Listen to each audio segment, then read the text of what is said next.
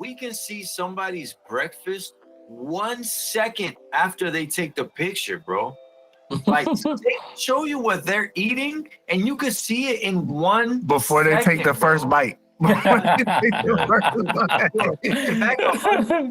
And you told somebody that, they would look at you like you're nuts. But we're living in a time that it's just happening, so we just discount it. You know what I'm saying? Remember when during the Zeitgeist episode, and they were showing how so many people were yelling bombs, is because that wasn't a time where you could take your phone out and see exactly what the hell's going on. You just heard everybody saying something. You just went with what you heard at that time, and you couldn't verify it till you saw it on the news, and the news wasn't even right half the time. And now it's like, now you have 100 million sources on your phone, and you can go straight to the truth at the second it happens. Bro, perfect example with George Floyd. You had somebody that was just literally the most random person it could be, but that person's video became like a catalyst for a crazy thing that happened in the nation. Bro, 100 years ago, that woman's account of the situation would have just disappeared into thin air and nobody would have heard about it. 100%. It literally would have been something that nobody would have known except like maybe 5 people. She might have told a couple people when she got home, man, I seen something crazy. Some guy just got choked out by a cop. She might have told the people at the dinner table and never said it again. Wouldn't have been no revolution without the evidence, for sure. Crazy. It's crazy, bro. Yeah, man. We really do live in some crazy times, and I feel like we all do to some extent. We take it for granted.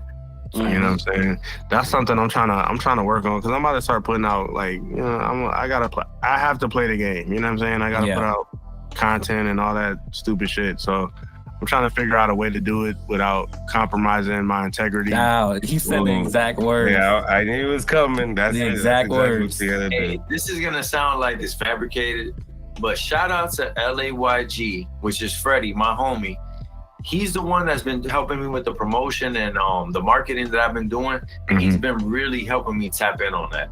You know what I'm saying? Like, he's really been like, yo, what is the vibe that you even want to present? Something that you're going to be comfortable, you know, perpetuating as time goes on. And it's kind of like what you were saying earlier. How do I come up with my persona that's still true to me, and it's something that I'm comfortable doing every single day? Right. You know what I'm saying? And I feel like that's the hardest part of coming up with content. But whenever you figure out that angle, like, honestly, and even that's the reason why we do this podcast. You know what I'm saying? Because, you know, I can speak for me and Quincy. Me and Quincy are not the type of people that are just going to fabricate content. You know what I'm saying? Like, we're not just going to, you know, make up a situation or, hey, put the camera on me, I'm going to be a certain type of way. Like, that's not our vibe. You know what I'm saying? So we're just more on the tip of, hey, if we could show our authentic self and be able to make that into content, that'll be the best win. You know what I'm saying? And that's the kind of thing that a lot of people don't think about. They think about the thing of, like, what am I going to do that's going to see the most eyes? And hey, how can I fit into what's I popular? respect that from the point of view of, you love what you do so much that you're literally willing to do anything for it. Me, I'm not willing to do it. You know what I'm saying? Right. And I'm not saying it's bad. I'm not saying it's good. I'm not judging it. I'm just saying, me personally, I'm not willing to do anything for it. I'm willing to do a certain thing, you know what I'm saying? But at the end of the day, my main thing is my kids, my wife, my family, my inner peace. You know what I'm saying? Anything that disrupts that, I'm not messing with that. You could say that that's lazy. You could say that my drive isn't what it should be. You could say whatever you want. At the end of the day, I'm the one that's living my life and I'm enjoying it. That shit is a myth. I be thinking about that shit all the time in the comedy world, man. That's a whole nother beast. But before I get to that, I wanted to you had said something that made, that's what it was. The persona that I was able to, like, put together. You know, like, what it is. Like, a lot of people downtown that I say, like, in Orlando, or let me not just limit it to downtown, but just in Orlando in general, they have no idea I'm a comedian, because the personality that I present is very stoic. I'm very serious and I'm very reserved. You know what I'm saying? And that was like, okay, I'm comfortable being this guy. I can be this guy 24 hours a day. You know what I'm saying? Because when I'm like, if I'm being myself, my like real self, and I'm presenting that to everybody, like, it's like, damn, bro, like, I'm being way too vulnerable with a lot of bitch ass niggas. You know what I'm saying? Like, you know what I'm saying? Like, people be using like my honesty against me. Like, I be telling the truth. Like, I be being honest. You know what I'm saying? And if you put that in the hands of the wrong types of people, they're either gonna gossip with it, use it against you, or like expect more. You know what I'm saying? Like, oh, give me more info without ever like. Yep. And tap back into something that Quincy said earlier to give you your flowers. That's why we were all excited to talk to you, because when you do what you do, we get that vibe. You know what I'm saying? Like, we can tell that it's not, you know, obviously you got to play the game to a certain extent, but you're not compromising yourself to do it. And that's what's so dope about what you do. As a appreciate that, man. As a promoter, as a personality. Like, when I look at your stuff, I always look at it from that point of view. It's like, yo, you know, he puts together all this dope content, but at the end of the day, it's still him. He's still keeping it real. And it's something that I've always been engaged in throughout the years because you're coming from that place.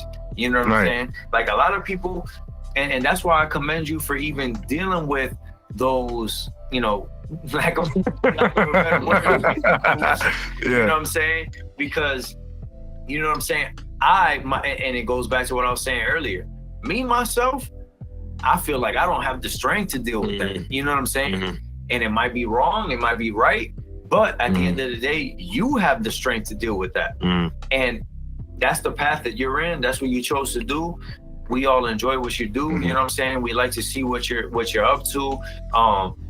Man, matter of fact, this is randomly came into my thoughts, but your first like official comedy show that you put together, I was actually there. The Abbey?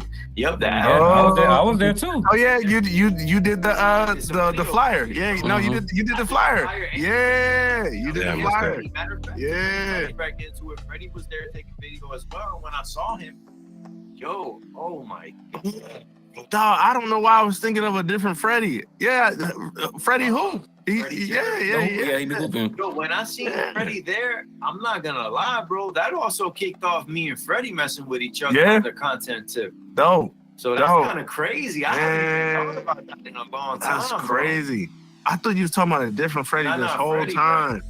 Yo, yeah, no, Freddie doing his thing too, man. Yeah, Freddie has a whole bunch of his short films and some music. There's some film festivals. He's been in some film festivals out here. He's been in some film festivals in Georgia. He just moved out there, matter of fact. Oh, for real? Yeah, I was about to say he just moved out here. He's actually gonna do some stuff for me and Quincy. We got some new music coming out. Quincy's finally back in the zone doing his thing. You know what I'm saying? I'm super excited about that. But yeah, man, like it's super dope. I wish I thought, man. I'll be thinking about that night all the time because that was such a good. Let me give you your flowers again, bro. You were one of the first people to really give Preacher Lawson a big platform. Come on, man. Comedy. Come on, man. You put him as the headliners. Yeah, I let him close my own show. I was like, you close it. Nah, I'm not a hater. You know what I'm saying? Yeah. And you saw that real early, bro. My nigga, Preacher is one of the hardest working people I ever met, dog. Like the average. I would say in Orlando, it's different city to city because every comedy scene is different. But the average comedian, if he's like, oh, I'm on the grind right now, he might go to going to open mic is like going to the gym. You know what I'm saying? Preacher would go to like every single open mic that exists in Central Florida. Like, bro, I'm gonna be in Sanford, I'm gonna be in Orlando, then I'm gonna drive out to Daytona if they give me some time out there. Like, he was in like ultra grind mode. I had somebody ask me one time, this was probably like a year or two after Preacher blew up. They were like, oh man, yeah, Preacher from here, man. Why you think he blew up and you didn't? And in my head, I'm like, okay, first of all, rude. Okay. right. Rude, but that's a part of it, just dealing with the weirdos of the city. But I was just like, the nigga works hard as fuck. Like, you know what I'm saying? Like, you would have to be a hater to deny somebody's work ethic. Like, it takes nothing out of me to say that somebody's working harder than me. You know what I'm saying? He's working harder than me. Like, you know what I'm saying? Like, that's real. He put in work. That's why it's certain people like I be having like philosophies and shit. That's just how I keep my sanity. But like, if I know somebody's official and I come across somebody who's speaking down on somebody that I know for a fact is official, I'm looking at you weird. Like this gossip thing that you're trying to do to me is working backwards. And Preacher is one of those people. Like, I don't care what you say. Like, you can't say he's not funny because somebody finds him funny. He's selling out everywhere. You can't say he's not dedicated. You can't say he's not marketable. You know what I'm saying? You can't say he's not likable. Like, there's something wrong with you. You know what I'm saying? Earlier, like, that might not be your type of comedy, but if you watching Preacher set, you could understand why people find him funny. Even if you personally don't feel like it's funny, it's gonna be something that you're gonna look at and say, nah, I understand it. Exactly. Like, it's like that with every comedian. Like, I'm sure there's a million people that don't think I'm funny. You know what I'm saying? And that should be killing me because, like, that be like, people be trying to throw it at me. I guess they kind of get the point now because I haven't dealt with like that kind of energy in years. But when Preacher was first blowing up, oh, he's not funny. I'm like, bro, how is he not funny, bro? He's just doing, maybe you personally don't like it, but motherfuckers are dying laughing at his shows.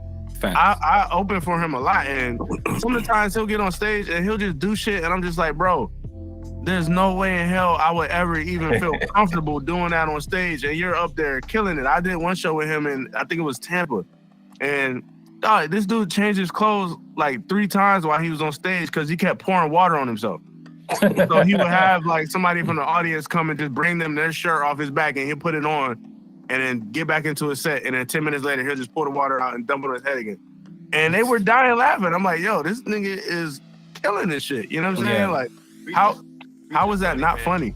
Oh, when I sent him the pictures from that show, he was like, look, man, I take a lot of terrible pictures, so it's very hard for me to like a photo, but I appreciate you for trying. I appreciate you for trying. I was like, all right. So check this out. I was like, all right. And I went back in and I was like, let me see if I missed some stuff. You know what I'm saying? I edited up a little more, you know what I'm saying? Sent it to him. He was like, LOL, I'm good, bro. Damn. Bro, it was so hilarious, though. But even like, honest though. Yo, facts. I appreciate that kind of stuff. And he told you why. Like, he's just like, I just don't like pictures of myself. Obviously I truncated it, for the sake of the story, but you know what I'm saying? Like, he took the time and told me, like, yo, honestly, this is, and if you see, like, when he posts stuff from photo shoots, he even mentions it, you know what I'm saying? So, like, that's something that I picked up on too. I'm like, oh, he wasn't just telling me that just to make me feel better. He really feels that way. You know what I'm saying? And that was something that, like, I always picked, like, it always stuck with me, and Preacher himself always stuck with me more than, a lot of people have in those kind of settings and situations. And it makes sense why, because you see where he's gone. You know what I mean? Same thing with you, bro. Like, to be honest, I knew you a little bit from before, but when you was doing your thing, the real reason why I messed with it is because it was dope. You know what I'm saying? Like, when you understand that somebody's putting the time and effort, and they're really they really care about it, and they really giving whatever they're doing the focus that it deserves, you gotta at least give them a chance. Maybe it's not your thing, but give them a chance. You know what I mean? Like, that's how I feel. No, that's real. And that's something that I feel that, like, a lot of people don't have is like, bro, you will give that common courtesy to any random person. But if it's somebody you know, you won't give it to. Right. Like, right. Why? No. Where's that situation? I mean, I know that you've been around enough people and you've touched enough people and you've been, bro, I'm not just saying this because you're here, because I've said it to Quincy, because I didn't even know Quincy was at that show until we talked about it after. You know what I'm saying? Like, man, we different stuff. Damn, dog. He was there just to take the show in, and I was shoot the show. You know what I'm saying? When we talked about it after, I told Quincy, like, and it wasn't even on no, like, I wasn't lying, bro. That was one of the funniest comedy shows I ever been to, bro. Dog. Like, literally, like, it's in the top 3. Like, no lie, Donnell Rollins was probably like one of the funniest ones. Cat Williams was probably the funniest ones, but your show is always up there because the lineup was super dope. Everybody was funny. Your set was funny. Preacher set was funny. Will's Mills set was funny. I mean, everybody killed it. Tommy O'Neill, Joey, I forgot his last name. Yeah. But his last name is Balzac. That's funny. Damn. maybe that's why I forgot. right. Like, you Joey, bro. Drop that Balzac shit, bro. Like, Balzac, bro. Like, what? Oh shit. Man, that was like such a dope show, and that's the thing that I feel like a lot of people kind of miss too. It's like a lot of these people that you're seeing their content, it was because they had the opportunity for you to see their content in this form. These people are around your city. You know what I'm saying? It kind of goes back to what we was talking about. Yeah, like you said, you said Preacher was working harder than you. But it doesn't mean that you couldn't have put in the same work Preacher did. Just for whatever reason, that wasn't in your cards at the time. Exactly. You know what I'm saying? So, and that's why I'm like just comfortable knowing that that's the truth. You know what I'm saying? Like, it doesn't hurt me. Like, you know what I'm saying? Like, that's the cards he played. I'm playing different cards. Maybe fucking 5 years from now, I won't have nothing to do with this entertainment shit. Because I hit a scratch off and told everybody to suck my dick. You know what I'm saying? Like, you know what I'm saying? Like, who really knows? But like, I'm just content in my own skin. I'm content being my own man. That's why, like, it's never no jealousy. It's never no hate. It's never no nothing. That's why when that dude asked me that, I'm like, you sit around and think about this shit? Like, you know what I'm saying? Like, just weirdo shit. But if I return the energy and ask why such and such blew up doing their thing and why this nigga is still paying to get into this little rinky-dink open mic, I would have been a bad guy, right? You know what I'm saying? But I digress. But yeah, man, like, everybody has their own path, man. And you just really got to be content and like have no ego with going your own path, because then you're going to compare too much. Because you're like, oh shit, my ego's telling me that I'm the supreme leader. So I need to, you know what I'm saying, live up to this false reality, because in reality, you're not this supreme leader. You know what I'm saying? But it's funny, man, because I feel like a theme of this podcast and just something that I've always thought is like people live in their own heads too much. You know what I mean? Like they get so stuck in their point of view of things that it's like it's kind of hard for them to get into the nuance of things. You know what I'm saying? That is a word that is lost on society. I love using that word because motherfuckers don't understand everything is nuanced. Fact. You know what I'm saying? There's details and context in this situation that makes it hope I'm using this provincial to this situation. You know what I'm saying? Like, facts. This is exclusive to what's going on right here. Like, yo, and to bring it to a real life example, that's something that I knew. Once I seen that in Joe, I knew that him and Quincy were gonna vibe because I already knew. Joe gets it. You know what I'm saying? Quincy gets it, Joe gets it. When they link up, they're just both gonna just gel into it, because as long as you get it, you're gonna know what's going on. You're gonna know what you need to do. You're gonna know what that person needs to do. And if everybody's on the same page, that's when things are just glorious. You know what I mean? And the thing about a lot of people is they feel like the people in their proximity have to be those people to make the formula work. Right. A lot of times it's not the people. You gotta branch out. You gotta branch out. What are the chances that everybody in the world were just around the 4 or 5 people that they needed to succeed? Right. The chances are very slim. You gotta look for those people. I'm gonna be honest, dog. I don't care how this sounds. If I meet a dude and I'm like, oh snap, he's a real dude. That shit is exciting. You know what I'm saying? Like, oh shit, like damn, I met somebody else that's official, that's doing their complete thing without any of my like influence or anything, like no information from me, no connection or nothing. Like, you figured out how to work your environment to best benefit you and everybody around you. You're official. Like, people need to be saluting you. And that goes back to like what I was saying earlier. Like, when somebody's official and people are trying to speak down on them, I'm like, bro, this dude figured out how to win in a situation you would have crashed out in 1,000 times. Like, come on, man. For you to even speak down on him tells me everything I need to know about you, because you ain't even halfway official. Facts. You can't name the last time you got a big win, bro. And then going back to what you were saying about people being just locked in the right way with things and just knowing how they have to be in certain situations, the nuance and stuff. Like, people don't even understand that we can win in our own lanes and still network and still make it make sense so that we can see each other win. Mhm. You know what I'm saying? And I feel like that's something that gets in the way in a lot of relationships, because it's like, hey, if you're succeeding in this lane, it doesn't mean that I have to be in that lane too. You're Right. already flourishing in that. Right. You're already doing your thing. If I'm not that type of person, maybe I'm gonna go in this lane, and whenever these two things can intersect, Exactly. we can make it happen. Exactly. I don't need to be getting every dollar with you. I don't need to be friends with everybody that you're friends with. That's not how things work. And I feel like that's something that breaks up a lot of relationships, even, because it's like, oh man, I think this person is so real. You should feel that way too. And it's like, Yeah. maybe I don't feel that way. That doesn't make any difference. Right. You can still feel that way about that person and still do your thing. I can still feel that way about that person and still do my thing. So Right. that's the hold up.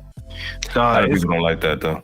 That's Facts. crazy you said that, because I be thinking about that shit a lot. Like, I call it like copy and paste hustling. Like, somebody sees somebody doing this and doing it like that, like, oh, I can figure it out. That's another thing that I learned from like being downtown, is like, people really would just like come around and try to like pick my brain to see how, oh, he talks to such and such over there to make that happen. So all I got to do is get in contact. Like, they're literally like trying to download your blueprint and call it networking. Facts. Like, that's not networking, bro. Because you're Yeah. getting all of you think you're giving game, because that's another reason why I play the stoic character. Like, yo, like, you know what I'm saying? I'm talking to you and I'm being honest, I'm being real, but you think you getting the game, but you're running game on me. You know what I'm saying? You know what's funny? Because I'm kind of going against what I said earlier, but it kind of makes sense in my head. It's like what you said earlier, bro. It's the talent. You could give somebody the blueprint, Exactly. but nobody's gonna be Jarri, bro. Exactly. You could tell everybody what you do on the daily. You could tell that to 100 people, but nobody is gonna be at Jarri knows. That's another reason why I just be comfortable being honest with people. Like, I might give you. Some people would say I'm giving you a little too much info. I'm giving you a little too much sauce, but I'm okay with doing that because I know If it you falls can't on do deaf it. ears, Right. it don't You know what I'm even saying? matter what you say, bro. This was back when he was hot, before he started snitching and shit. But I was talking to another promoter, and I was talking about how I wanted to bring 6ix9ine to Orlando. You know what I'm saying? Because why would you, as a promoter, just purely as a promoter, why would you not? Right. He's gonna make you money. It's gonna bring attention. You're gonna go You viral. got the money for it. It's a no-brainer. Right. Right. Right.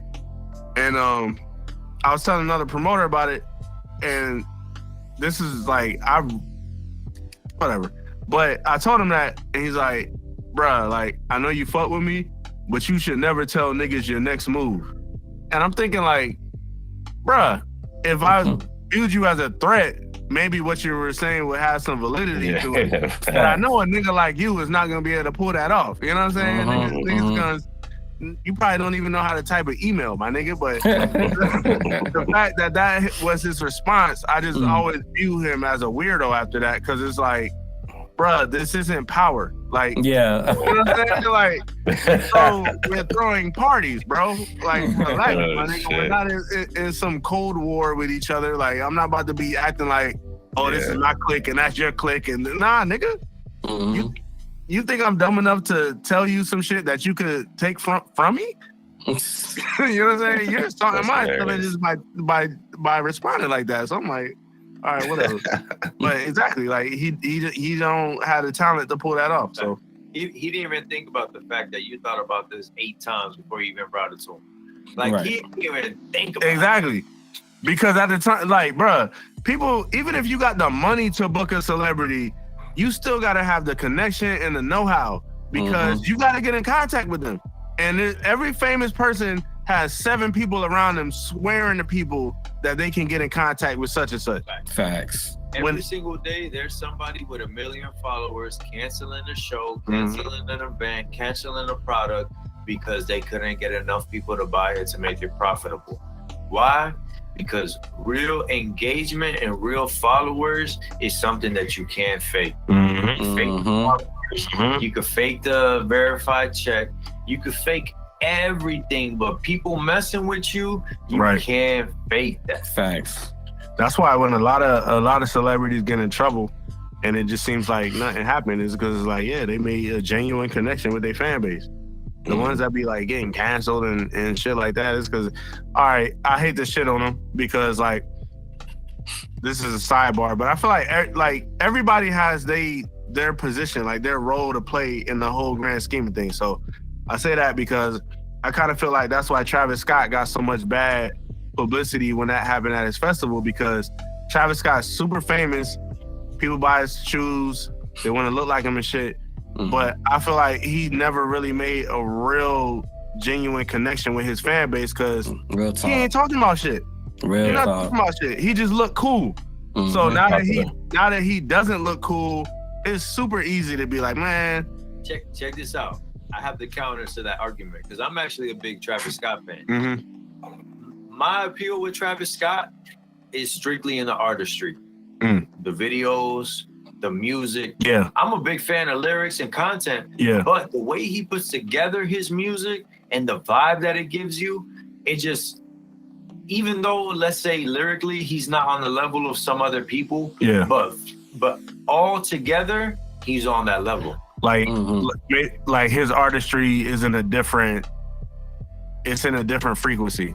Facts, Like, yeah. Like he's not you like feel the telling you vibe. his whole life. He's just like, I'm giving He's you a feeling. vibe. Yeah. It's not, that, it's Okay, not I a can see that. personal thing. It's like, hey, I'm giving you a vibe that, you know, you was at your discretion, Mm-hmm. but I'm giving you a vibe that somebody else is not giving you. That's how I look at Travis Scott. Mhm. You know what I'm And saying? I think that's a great assessment. But I think that goes back to my bad. I think that goes back to Jarri's point though, is that it's like that vibe, it's easy to cancel a vibe, but it's hard to cancel a real, you know what I'm saying? I listen to this song every time I go to an interview. I listen to this song because, you know, my brother locked up in I jail. wasn't even thinking about that, but exactly what you said. You know? You can cancel him for the moment, but he's giving you those vibes, so you can't Right. cancel him for real. Right. That's why You always gonna double back and be like, Facts. yeah. Exactly. Yeah. Mhm. You're always gonna listen to Astro World and be like,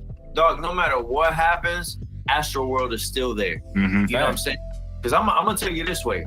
I'm a big music head, and my like taste in music is crazy. I mean, you can see just from all these albums on the Yeah. wall, it's all over the place. You know what I'm saying? Mhm. Like, there's no one genre you can see here. Mm-hmm. You know what I'm saying?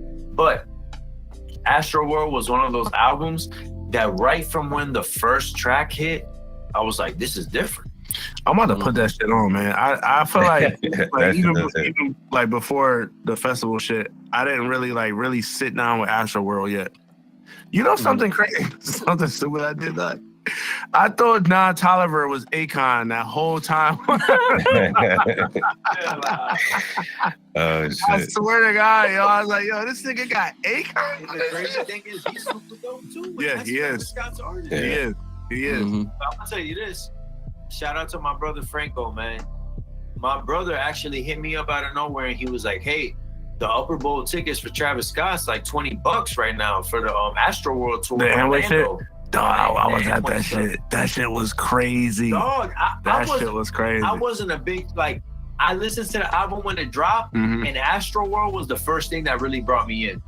Mhm. After that, that was when that tour was coming on. My brother told me about it. I was like, I'm there. Mhm. Shout out to my boy Wheelo too. Me, Wheelo, and my brother went out there, and I was like, dog, this is super dope. Like, when I saw the visuals, the music, like how he did his show, I was like, dog, this dude is super dope. You know what I'm saying? I'm glad. Then I seen him at Rolling Loud in Miami, and it was the same vibe, bro. Like, he shut it down. Like, to the Yeah, that point shit was it dope. was like, dog, the cops had to stop it because there was like a stampede when he came out, bro. Like, Yeah, it was he's nuts.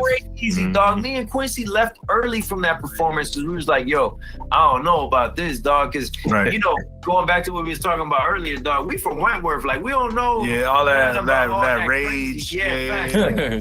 Seeing all these people Mhm. running and stuff, and we like, Mhm. oh, I don't know about this. Y'all dog. having too much fun for me. Hey, when people start running at the parties we at, sometimes Right. Somebody popping off.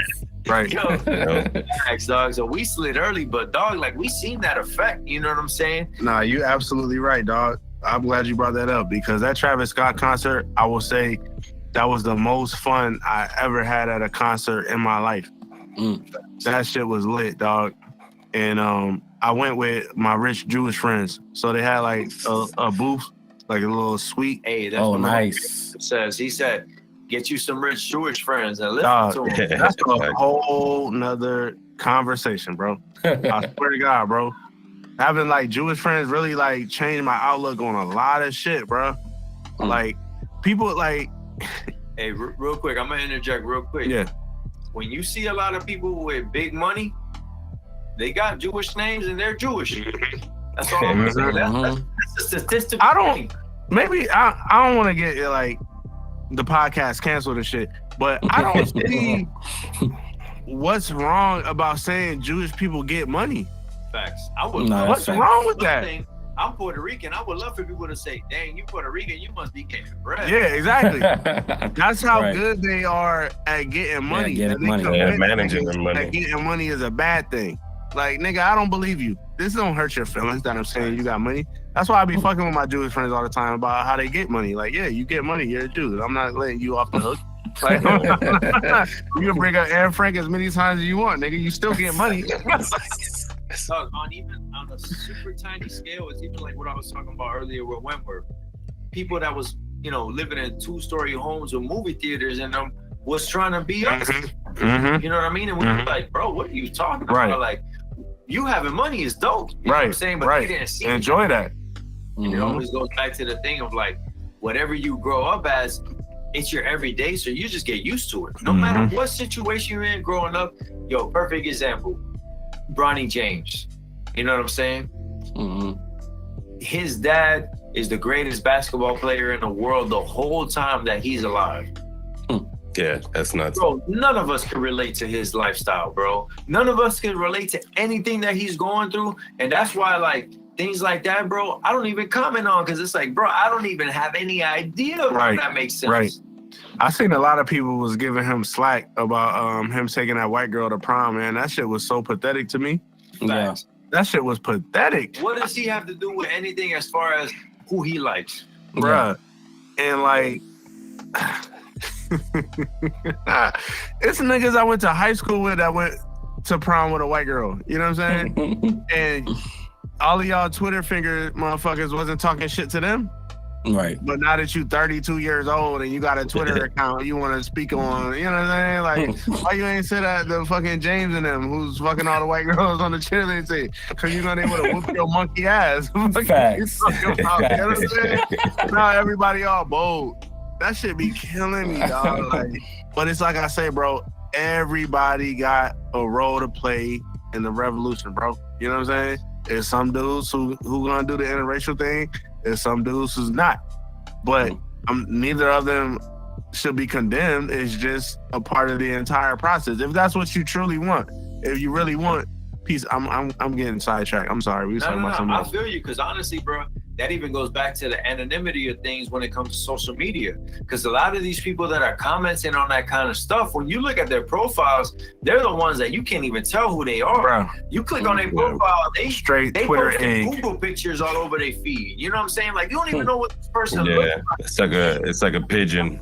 With a crazy opinion, like, I don't think you should be doing this as this type of person. Like, bro, I don't even know what you are. Right. Right. In an opinion, like, don't worry about it.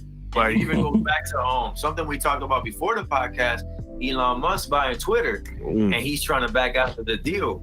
Who knows if he looked at, once he got the logistics and the analytics of Twitter, maybe he saw, dang, a lot of this is fake accounts. You know what I'm saying? Like, if he sees, man, this ain't worth what I thought it was, that's gonna make him want to back out. If somebody in that position, why wouldn't they want to own Twitter? Yeah. You know what I'm saying? Why would they try to back out when you know they got the money for it? Right. You know what I'm saying? That's something that Twitter should have. It has to be that, because if it was anything else, Twitter would have been able to fix the problem. Right. Like, you know what I'm saying? And I'm gonna say it this way: I know that you are a very public and prominent figure in Orlando, and I barely see you on Twitter. So where are these people on Twitter at? Yeah. You know what I'm saying? Supposedly there's X amount of Twitter users that are active. There's X amount of Twitter people that are making stuff trend and making things such a big topic. But where is it? Because the people that I know that are really making noise in the city don't even be on Twitter. Don't even be on Twitter. I'm trying to. I try to go on Twitter. Like I'll literally put in effort. Chore. You know what I'm saying? All the other apps is just whatever. But I don't even scroll my timeline on Twitter. Like if I post on Twitter, I'll tweet something and I might read like 10 tweets and then that's it. You know what I'm saying? Facts. If I don't catch you in the algorithm, my nigga, then I don't know what to tell you. Yeah. You know what I'm saying? Twitter is good if you're following the right people, but it don't always be shit going on that's like worth reading about. You know what I'm saying? The crazy thing is Joe was like actually like super involved and super a part of Twitter when it was in that golden age. So like what we could say was really like the things that stood out and even like, you know, things you see different from then and now on Twitter. I think the communities are more real. Like that's back in the days when To Catch a Predator was on and like every Sunday your whole timeline's watching To Catch a Predator with you, commenting on the whole TV show and like being able to do things and like have that general banter back and forth between the people you follow, whether they're, you know, there's still people I know to this day that I only knew them because we followed each other over 10 years ago on Twitter. Lester, we talked about some accounts, one account that you were wondering, you know, how I knew that person. I was like, yeah, it's just someone I followed on Twitter for years. Like, it's crazy. I almost went to someone's wedding, even not knowing them for 10 years, just knowing them through social media. But I was like, nah, I can't make that flight. Yeah, that's nuts. There was a stage in Twitter where it was so pure from the sense of it was really just people from across the world connected. Yeah. You know what I'm saying? And it's like, that was the essence of social media. You know what I'm saying? Like you can really build like genuine, sincere, like, except for the catfish, just truth connections with people across the world before even seeing them in person, even across the country. I'm gonna be honest, dog. You know, they say like, if you're an American business and blah, blah, like it's a free country, you can run your business how you want. I really hope that somebody passes a law where they make having an algorithm on your social media app illegal. I really hope that they find some way to ban it, because the algorithm ruining everything. Everything. Yeah. I see Domino's Pizza on my goddamn timeline every single day, like 6 times. Nigga, I'm not buying Domino's. Stop showing me this shit. You know what I'm saying? Like, they need to find another way to get creative with showing the ads, because I know they got to make money out of, you know what I'm saying? Everything has a business side, blah, blah. But they need to start messing with like content creators and doing like product placement, because like, think about somebody, I don't know if y'all, no, we'll say the Joe Budden podcast, right? Everybody knows Joe Budden podcast is lit, blah, blah. Why don't Domino's figure out a way how to get some product placement behind them, like how they do with the Breakfast Club? The Breakfast Club always got like 10 bottles behind them, flags, blah, blah. Like, do that, because I watch Joe Budden. I'm not about to click on y'all commercial. If you put it on my timeline, get that shit up out of here. You know what I'm saying? Yeah, find out what I'm into and put it in there. Yeah, bro, it's mutually beneficial for everybody. Like, you're gonna guarantee to be hitting the audience. They're watching Joe Budden talk the entire time, and instead he got like art and shit behind him, which is like his personal preference. But commercialize this nigga shit. Don't commercialize my damn timeline. You know what I'm saying? Like, the problem is that it costs less to just flood people than it does to be, you know what I'm saying? In a sense, be fair. You know what I mean? It's like, dog, like leave some on the table, bro. You know what I mean? Like, they don't want to have to pay Joe Budden $10 million for product placement, but they'll spend $100,000 on a Twitter campaign that I'm not clicking on. You're ruining social media, bro. You know what I'm saying? Like, go away, bro. Yo, so something that we touched on in this podcast before was wrestling. Wrestling is something that I don't keep up with as far as content, as far as entertainment, but I do keep up with the business side of it, because I feel like they've mastered it in this sense. Wrestling has tapped into their core audience and has figured out how to maximize the dollar per fan. So you in your daily routine, you might not come across a wrestling fan, but the wrestling fans that are out there are going to spend more money on wrestling than anybody else is going to spend on anything else.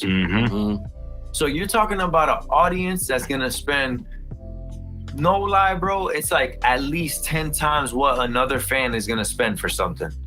You know, you just brought up Joe Budden. A Joe Budden fan might not pay for his Patreon, but a wrestling fan will pay for a $300 title. They'll pay for $150 tickets. You know what I'm saying? Monthly pay-per-views. Facts. And that's always been that's a great point. I never thought of that. And that's always been so interesting for me, because what does wrestling have that a lot of other things don't have?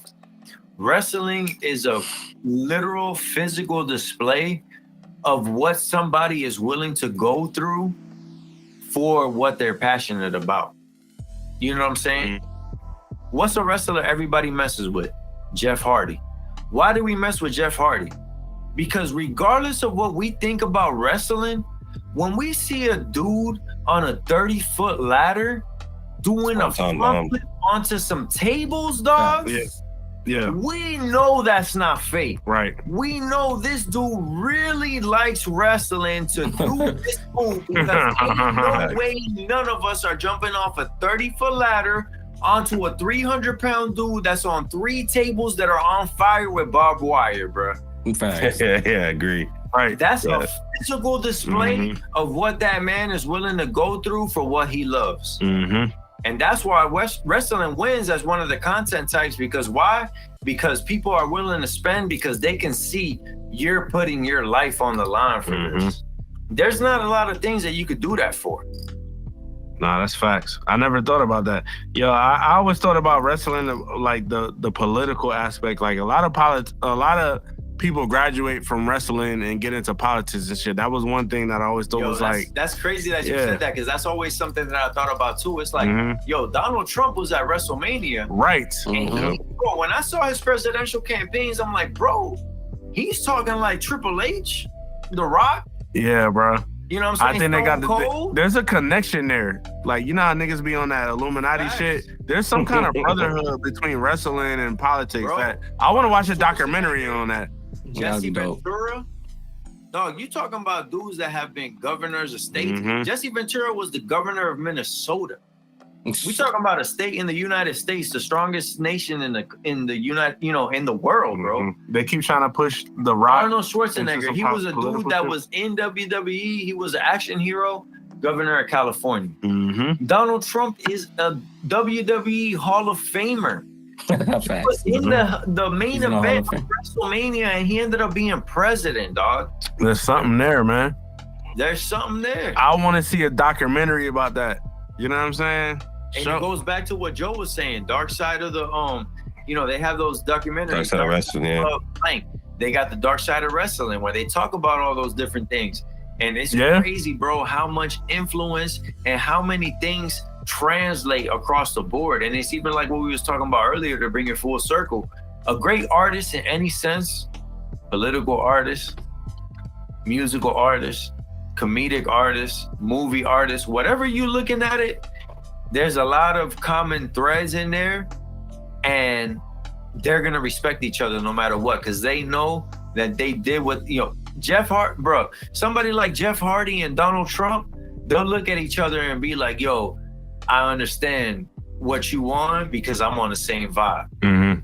A lot of us can feel that vibe because we haven't gone that hard for the thing that we're about. But somebody, those two type of people, they can really look at each other in the eye and know, like, yo, I gave everything for this. Right. You can't tell me shit. Facts. There's an extreme respect that we have for each other. Facts. Nobody can tell Jeff Hardy shit. Regardless of if you think, oh, it's wrestling, whatever. Yo, you can think whatever you want. If you see what this man did to put food on his table and to make himself a global name, you cannot tell him anything because you don't have the balls to do it. Facts. And the craziest part about it is that he's still fucking doing it. Yeah. He's still doing it, bro. Something that we was watching as kids, and he's still out there doing it, bro. I'm not doing nothing I was doing when I was a kid, nigga. I can't think of one thing, nigga. Yo, facts. I know I ain't rapping now. Nigga, I don't even pee the same thing. I'll be leaning up against the wall, nigga. Shit. I don't do nothing, nigga. Like, that's crazy as fuck. Damn, man. I know them motherfuckers is getting money, man. My daughter's mom, my girl, she grew up with Billy Gunn's son. Oh, dang. Yeah, Florida boys. I don't know his name. Sons. I know one of them, his name is Austin. I think the one she's talking about, he's like into wrestling. He's like a wrestler now too, or some shit. Wrestlers, Oh shit, yeah. I don't know. Yeah. But she just be telling me about some of their like childhood memories. I'm like, yo, them motherfuckers got money. Facts. Yeah. Damn. And I know he bro. clapped you too. Don't leave that part. Hey, you look at a dude like Yeah, that, shit. and once you meet him, you already know he's about whatever he's about. Mm-hmm. You know what I'm saying? Because he's putting his body on the line Right. every single day Right. for what he's passionate about. So you can't tell him nothing, Right. bro. That's why somebody like The Rock was able to transition to Hollywood, transition to politics in a small way. Become a businessman. Why? Because, dog, when you're wrestling, you're going out in front of a crowd of at least 1,000 people every time, and you're talking about 5 times a week. Mm-hmm. And you gotta win over that crowd every Yep. time you come outside. Bro, everybody at that time, as soon as you heard that, if you smell, you already know it was on, bro. Mm-hmm. Nuts, no, You know dude. what I'm saying? And that's why a lot of people talk about him as a presidential candidate, because it's like, bro, What can you say about The Rock? he Then? captivates the people way. Like, and bro, even to get into like a nerdy way of it, like he's doing that Black Adam movie for DC. Mm-hmm. And supposedly he didn't want Black Adam and Shazam because he didn't want to quote unquote whore out the character before the Black Adam movie. So it tells you where his mind is at when he's like, yo, I don't want to be in this movie because I want this movie to have a certain type of impact. Mm-hmm. You know what I'm saying? Like, and this is a skill that he just brought over from wrestling to Hollywood to business to politics to tequila. Like, dog, when you get it, you get it. And it goes back to what I was saying about Joe and Quincy. When they get it, they get it. Mm-hmm. That's it. Mm-hmm. If you get it, you get it. There's no way to fake that. There's no way to kind of play around it. It's just what it is. Dog, you know what you just made me think about? They need to put The Rock on Drink Champs. Yo, Damn. That is The Rock crazy, don't do no interviews. But I Yes. say that because for him to be like, don't whore out the Black Adam shit, and then they didn't do it, shows the level of power that he has. Mm-hmm. You don't ever hear The Rock speak. Like, you hear him on social media and shit when he's doing like his motivational, funny The shit. thing about The Rock is at least with his personal Instagram and Twitter and whatever, he'll actually put some posts where it's like him talking in the video or him writing out the caption or whatever. Or if you want to believe he's writing out the caption, Right. you know what I'm saying? Yeah. But it's just dope to see that he's like engaged enough to give you that real side. Mhm. And it kind of goes back to what we was talking about earlier about building that persona that you're comfortable with. Yeah. You can tell somebody like The Rock, because bro, even specifically talking about The Rock, he had that experience. When he first debuted in wrestling, they try to make him like this superhero nice guy, Mhm. but the audience wasn't receptive to it. Mhm. Like they was literally chanting, die, Rocky, die, when he first debuted in Yeah, I wrestling. remember that. Like they was telling this man to die, bro, because of a character he was playing on an entertainment show, bro. Mhm. Like, think about that. Think about how much people don't care about what you're going through. They're telling you to die because you're not giving them entertainment in the 5 minutes that they were expecting entertainment. That's a microcosm That's of society, man. It's a small example of this exact thing, which is why I'm not willing to go to the extremes to entertain these motherfuckers. Facts. You know what I'm saying? Yo, this is a sidebar, but it's another reason why I like fucking Kendrick Lamar so much, dog. This Here we dog, go. this Here we nigga, go. this dog, yo, on the album Everybody Hates, The Pimper Butterfly, one of his realest songs ever, Mortal Man. Facts. When the shit hits the fan, are you still a fan, bro? Hey, man, it Exactly. is. And I'm Like, gonna even tell you something from the point of view of somebody that's not black, bro. That song, not King Kunta, The Black of the Berry, bro. The Black of the Berry, bro. When I heard that song, and I'm a big fan of that song, Yeah. like, bro, when he could, like, I mean, at the same time, I'm somebody that grew up around a lot of black people, so I can understand it a little more. But that song really puts you in the perspective of really understanding, like, bro, this is different. You know what I'm saying? And this is something that I've even told other people, like, because I feel like I have the, I don't know if this is the right word, but I have the luxury that I grew up around black people, but I look white. I know what you're saying. So like the dynamic was kind of crazy, bro. Like I've had white people tell me things that are like way out of line, like, because they just look at me and they feel comfortable. You know what I'm saying? Like, oh, I'm gonna look at you real quick. Oh, you're white. I'm gonna say this crazy thing, and then when I tell you, hey, I'm Puerto Rican, they're like, oh, no, I didn't mean it. You know what I'm saying? Like, it's a crazy dynamic, bro. They can start doing the Macarena and shit. Wentworth shit. Like one time we went to Waterford Lakes. Like that's like a big like shopping plaza in Orlando. Like that's well known. You know what I'm saying? One time we were in Waterford Lakes. We got. I'm not even gonna say pulled over because we were kids, bro. We couldn't even drive at that time. We were just waiting for our moms at some benches, like in a shopping plaza. We're waiting for our moms. A whole bunch of SUVs, like forest green SUVs, pulled up, and we're doing a random check. I'm like, okay, all right. There's literally a couple benches over, some pale-skinned individuals look like they were under 18 and were smoking cigarettes. Bruh. Okay? I had that exact same experience. So I'm like, yo, why are y'all coming to us when you can see they're clearly under 18 and they smoking cigarettes? Oh, this is random. All right, cool. All right. One of them dudes took me to the side and said, hey, man, you know, if I was you, like, I'm paraphrasing, but he said, if I was you, I would analyze who I'm hanging out with. Why are you pulling me aside? I'm the only light-skinned dude in the whole group. I look white. You know what I'm saying? They pulling me aside. Hey, man, you should really analyze who you're hanging out with. That's crazy. And they don't know nothing about none of y'all. We weren't doing anything. We were literally just dressed in some quote-unquote street clothes, waiting for our moms to pick us up. That tells you how young we are, bro. None of us could drive. And they really had us on some stuff that the only reason they let us go was because our moms pulled up to, you know, pick us up. That my mom had to come and say, hey, that's my son and that's his friends. I'm taking them home. Whole shit. Crazy, bro. Yeah. And this is the kind of thing that people don't analyze when they looking at stuff from somebody else's point of view, which goes right back to what you were saying. You can't just be stuck in your own opinion. Exactly. Because there's no way that you as one person has had the human experience for 7 billion people. It's nuanced. Fact. The word that has been lost in translation these last couple years with social media and everything that's going on. You know how some humans can't pick up on sarcasm? The algorithm can't pick up on nuance. Fact. You know what I'm saying? It can't pick up on context. Real feeling, real people.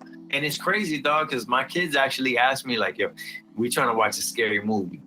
So I took a couple of days to think about, man, what's the scary movie that we could watch? The one I thought about was I Am Legend. I'm like, it has zombies, scary parts to it, you know what I'm saying? You know, it's a good introduction that I can kind of gauge where their mind is at. You know what I'm saying? My daughter is obsessed with scary movies. And she's only 2.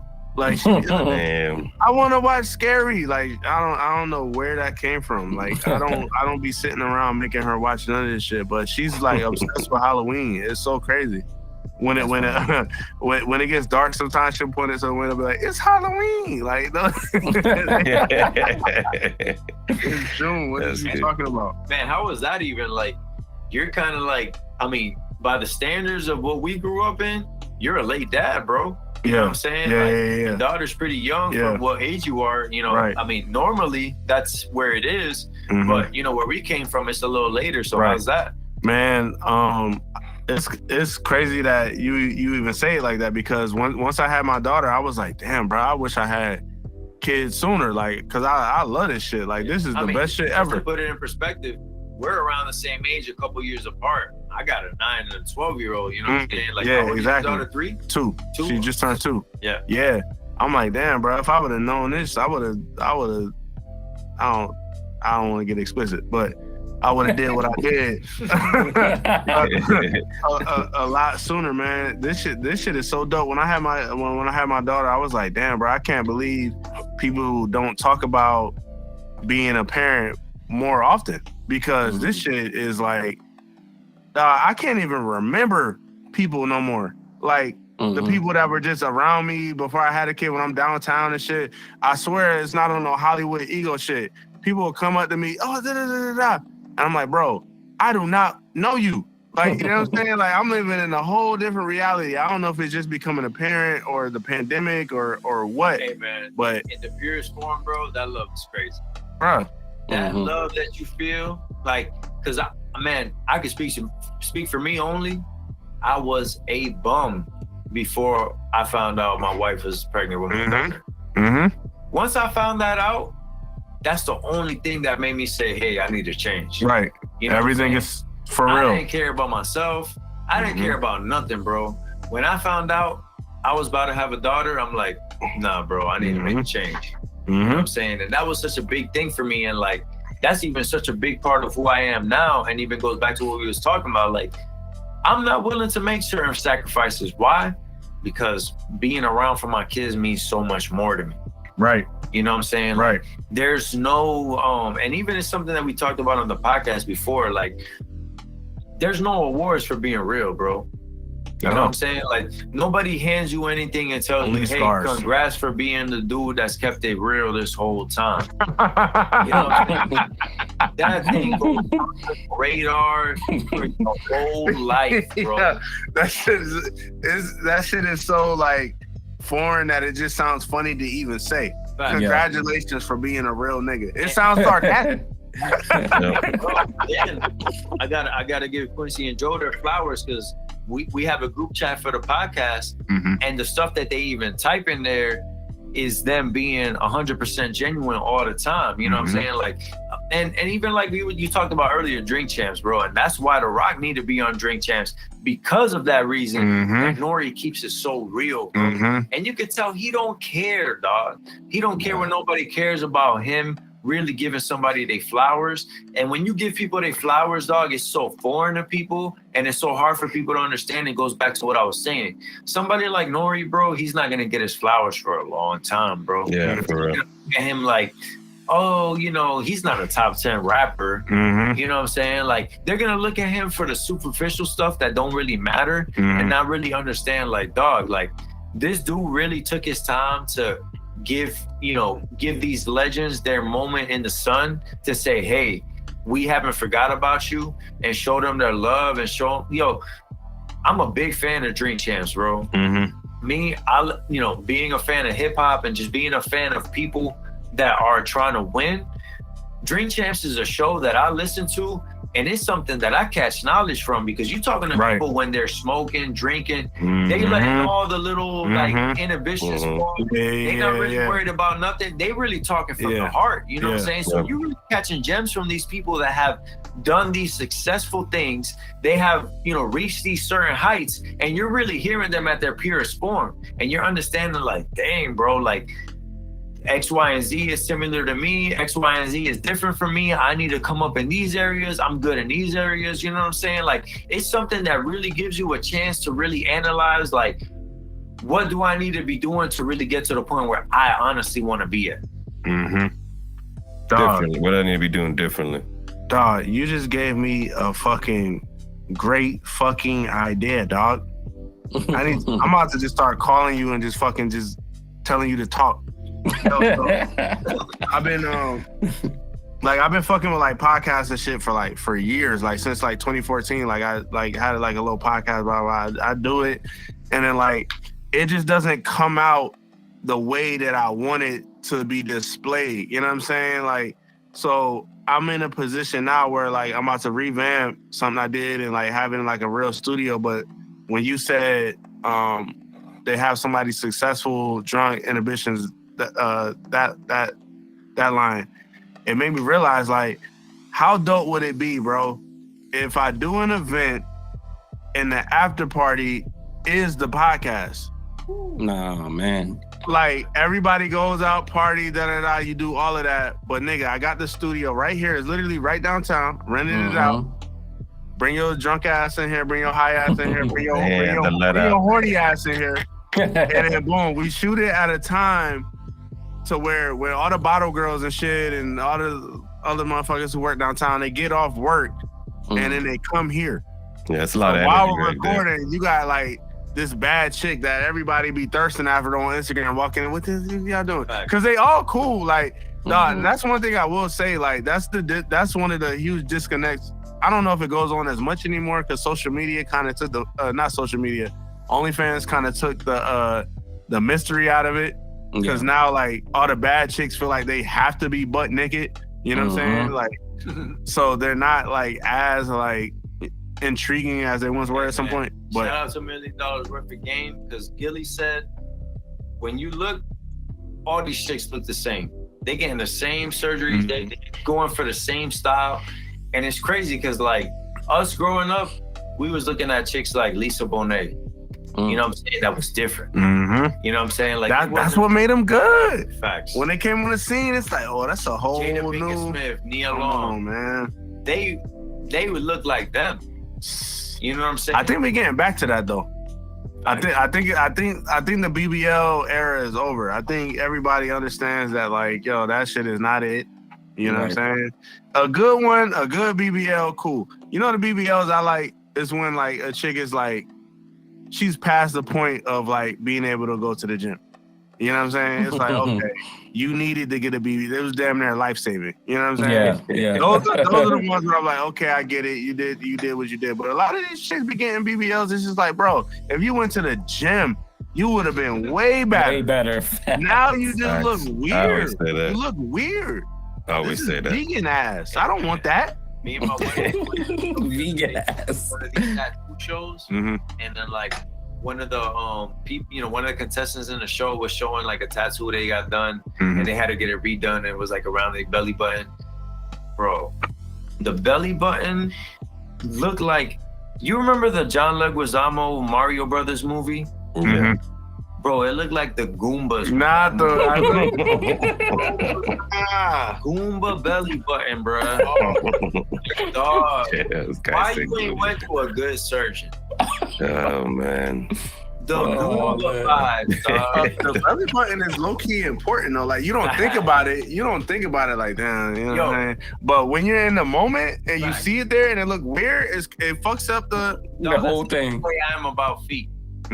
I don't, you know, I'm not a feet toucher. I'm not a licker. Not, you know what I'm saying? I'm not a feet guy, but the feet gotta be nice. You know what I'm saying? Like, I'm not gonna. I know exactly what you mean. I know exactly what you mean. It's the presentation. When I was in high school, I was talking to this girl, and I didn't make it official until I saw her feet because she never wore sandals. And I, you know, I'm a kid, so I'm stupid enough to not just keep it real with her. You know what I'm saying? So I'm just kind of like, dang, man. Until finally one time, like I went up to her house and we hung out in front, and she came out in some sandals, and I was like, all right, okay, thank God. Right when I see the feet, I was like, all right, man. Hey, man, it's on. Facts. Nah, I get. It's kind of like, it's like food. Like when you order like some fine dining shit, like it's like the little what do they call it? Like the shit on the garnish. Yeah, the garnish on the side. It's like I'm not gonna eat it, but it gotta be there. Exactly. I want the presentation. Hey, you know what I mean? Give me the presentation. Hey, man. That hit the right spot. Yeah, man. You hear me? Hey, man. Something I want to talk about, man. I'm so glad I just thought of this randomly. The last Drake album. We've talked about it. Me, Quincy, and Joe have talked about it. I've seen your commentary about it online, and I've loved every second of it. Now that it's been a little while, let me pull these out of the archives. Let's go. Pull them out of the database. What's up with the Drake album? All right, man. What's up with the Drake album? Let's hear you first.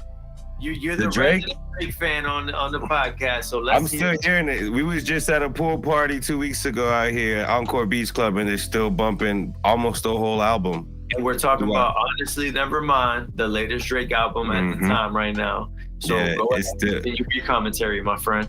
It's still bumping out here, man. That's what I called it a Vegas album when it dropped, and it's everywhere. This album, oh my gosh, bro, that is, man, you're a visionary, Joe.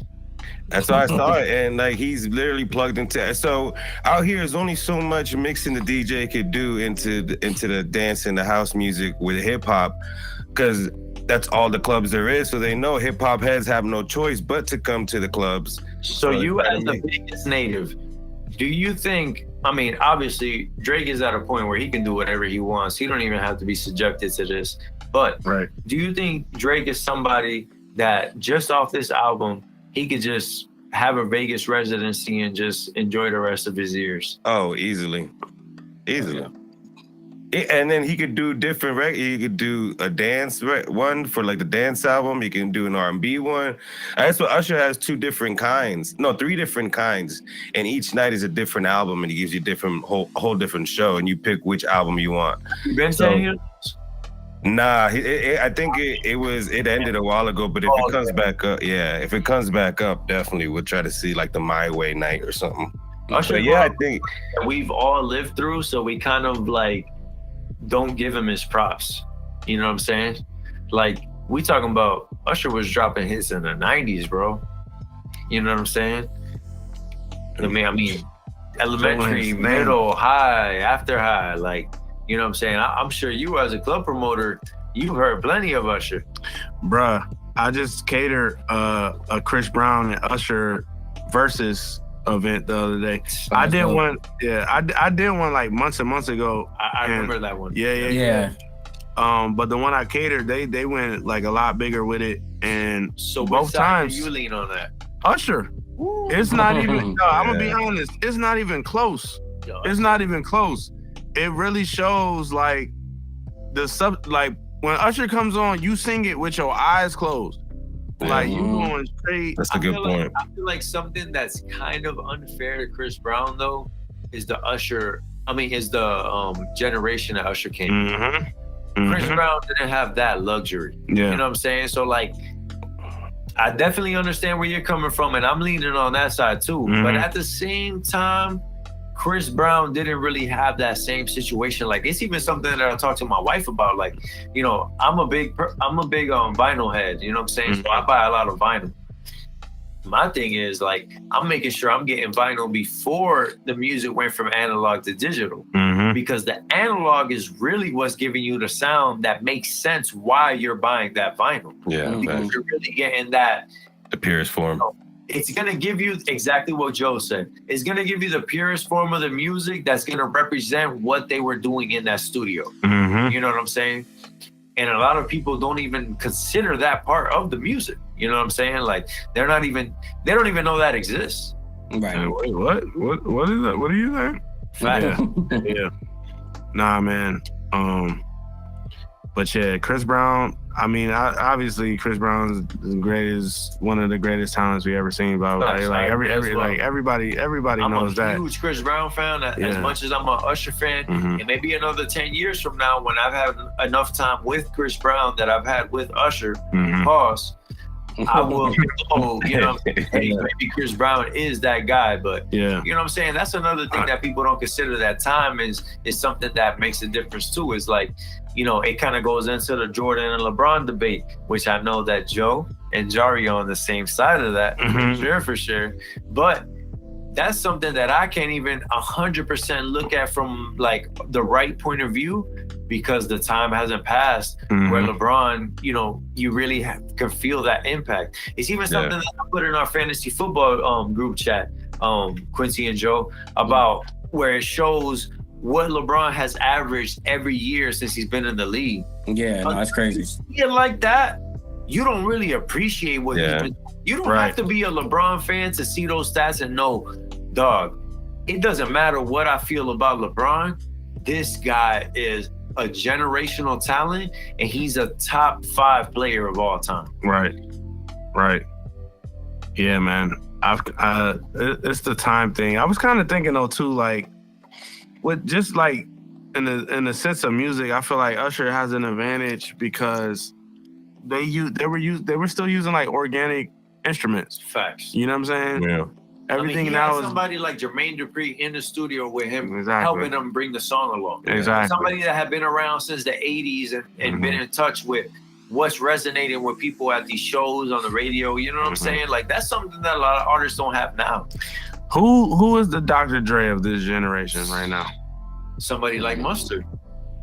He don't have the same ear. I don't know. I know what you're saying. Yeah. But yeah. You know what I'm saying? But I definitely agree that he's not on that same level because, and that's something, I don't know if we've talked about it on the podcast, but I know I've talked about it personally. People don't respect music the same way they used to because it's so easy to make. Exactly. That's the point I'm making. That's the point I'm making. Like, that's why I'm like, man, I really don't even be listening to new music like that. Like, I'm not excited for nobody. Who's an artist that you're excited? Like, oh shit, this nigga about to drop. Meek Mill was supposed to drop like 3 weeks ago. He didn't even drop, and people didn't even make fun of him. Hey, but I'll tell you something. When he sampled that "It's So Hard" by Big Pun, he bodied that. That thing excited me, bro. I was like, yo, Meek Mill is one of those artists that no matter what he does on a personal level, when I hear them snippets, I'm like, this guy is on another level rapping wise. You know what I'm saying? He's like a machine when it comes to that rapping. Facts. Like, I'm honestly gonna put him in that Jadakiss category, bro. Yeah, no, I'm with that. I'm with that. I feel like musically, he might be better than Jadakiss. Musically. No, musically. I agree. He's made more hits for sure. I will say this. And I can't even tell you off the top of my head. I just remember there's only one time in history where I've heard of Jadakiss verse, and I'm like, that was fire. Yeah, which one? That's what I'm saying. I don't even remember that.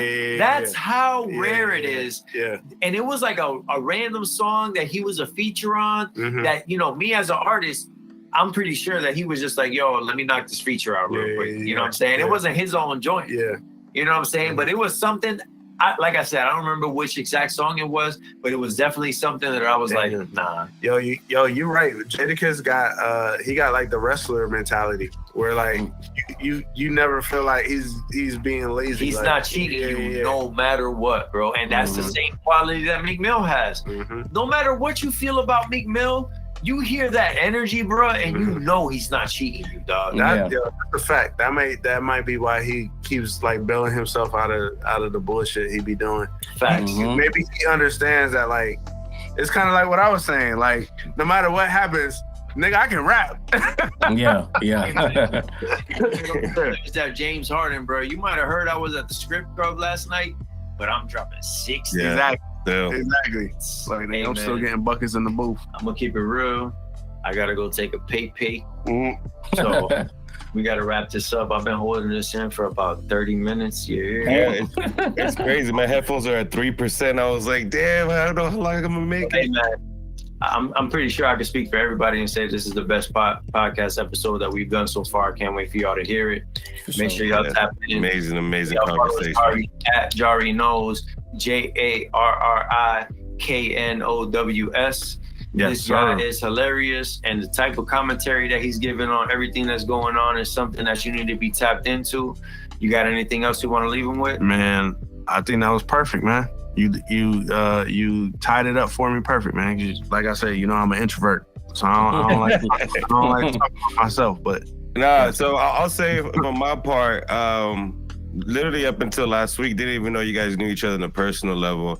I've seen your name on Orlando Everything, and anything I ever seen your name on was like some quality type event or some quality shit. So to know y'all know each other personally shows how much of a quality character I really originally thought you were, and now through these conversations, it makes sense, and that's pretty dope. So glad I got to sit through these stories. For sure, man. Appreciate you coming on, man. It's been a long time DTB for coming. life, man. Yo, DTB, dog. They don't know about DTB. Yo, I still got some of them songs, bro. I be laughing, dog. Please send me.